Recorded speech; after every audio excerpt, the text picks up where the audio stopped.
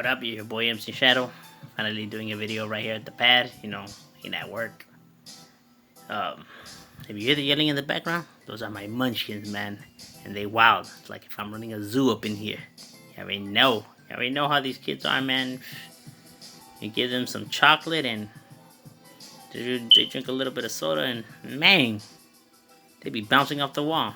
Anywho, what I wanted to talk about was actually, um, right, like neither, neither are us, as civilians, nor law enforcement is right here when it comes to everything that's going on. Because I hear this one thing that well, people will stop dressing the way they dress or doing the things that they do. That that has a big role to play with everything that they do. Now, my counter argument to that would be this. I haven't stopped dressing the way that I dress. You know what I mean? I still dress the same, still look the same. You know what I mean? I don't get pulled over now as much as I used to before, because before I had a 1996 Honda Accord, and now it's a family car. But I still look the same. But yeah, they don't even bother to look my way because I already profiled to which vehicles to even look out for. See, the problem with law enforcement is their training, and I have been saying that for a long time. Their training is, you know what I mean? Like, while they're concentrating, like, on stopping these bald-headed gangbangers and everything like that, the real killer or shooter or whatever gets away because most of these individuals already picked up on that. They dress casual, they mingle amongst, everyday people, you know, See, that's the reason why it takes law enforcement a long time to catch a serial killer or somebody that commits a crime, because they're so busy trying to or track down the people that look like us instead of looking at behavior and not dress codes. You know what I mean? Because the way you dress has absolutely nothing to do with crimes in itself. I seen from fools that dress baggy and all banged out with tattoos on their heads and faces that are the biggest weenies, and then I seen guys that look like homeless people that are the most sickest. You know what I mean? As a matter of fact, you can ask anybody this: the way your hair is, the way you dress, the way you talk, the way you walk, that has nothing to do with being a gangster. It's what's in here, your heart and your balls. That's what it's all about. It don't matter how you look, how you talk, how you walk, or none of that. It's all about when shit cracks, homie. If you're down for the action and how you respond to it and all of that. You know what I mean? Because I have homies that look rocker, skater, paisa, and everything that, they with it. It has nothing to do with, I have from homies that say, orale vato, to homies that sound nerdy, to homies that sound like, gabachos, to black, to, you know what I mean? Like, and they with it, you know what I mean? And then I have homies that get, fits a typical stereotype and, they fold. Now, so none of that has to do with anything. It's all about, mental, heart, and balls.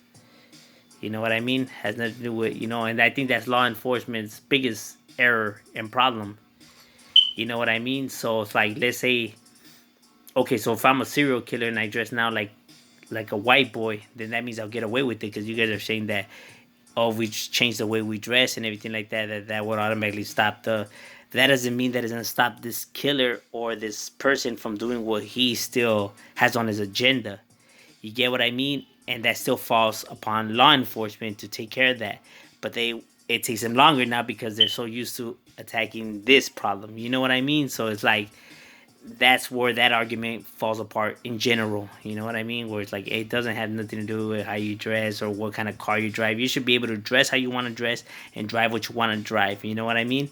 A law enforcement officer, his job is supposed to be able to pick up what people to actually stop and everything, going based off behavior and just understanding the scenario. But see, they don't give them the training for that kind of stuff. So it starts with them. Now, that don't mean that everyday people are right as well. No, it doesn't. Because if a law enforcement officer stops you and you're trying to get rowdy and wild and nah, you know what, he has no reason why to stop me and everything, that's the wrong way to go about it. Let him do his job. Stay calm. Let him search you. Even those bullshit, stay cool, stay calm and everything like that. And then if you wanna now take it further upon that, then that's when you do a rally and everything like that and talk about the incident that happened to you and everything like that. But don't try to like, nah, don't touch me or keep your hands off of me and everything, because then that's when shit will go south real quick. You know what I mean? You handle the scenario after the fact, but people don't want to because they kind of feel like they got punked, they bitches and everything like that. So are you really upset that this law enforcement officer stopped you and is doing what he's doing to you, or are you more upset at the fact that white people will think or and talk about how you carried the situation? Like, man, why'd you let that motherfucker search you, homie? You should have got rowdy in it.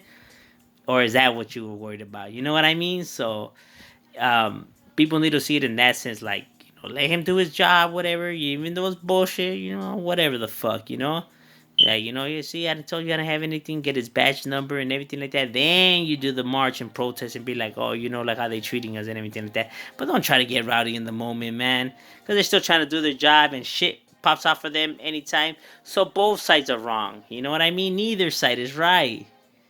We both have our errors that we need to fix and improve on. You know what I mean? And recognize that, okay, you know what, we were in the wrong and stuff like that. And that's on both sides. You know what I mean? And then how to properly go about it. You know what I mean? But because I hear some people talking about that. Nah, it was people's fault because look at the way they behave. They would have behaved better. Law enforcement would have been like, nah, because law enforcement should be more prepared for the moment and what cracks, And at the same time, nah, well, y'all motherfuckers need to understand their position and everything like that. So we both at fault here. You know what I mean? Neither side is right. And believe it or not, that does exist where neither side has to be right. Both sides could be wrong, and then we fix both sides, problems. That is how you go about this thing. But see, that's the thing that nobody wants. Nobody wants to admit that they're wrong, or neither side is wrong. But guess what? Y'all both wrong. I'm just saying. Y'all already know. MC Shadow.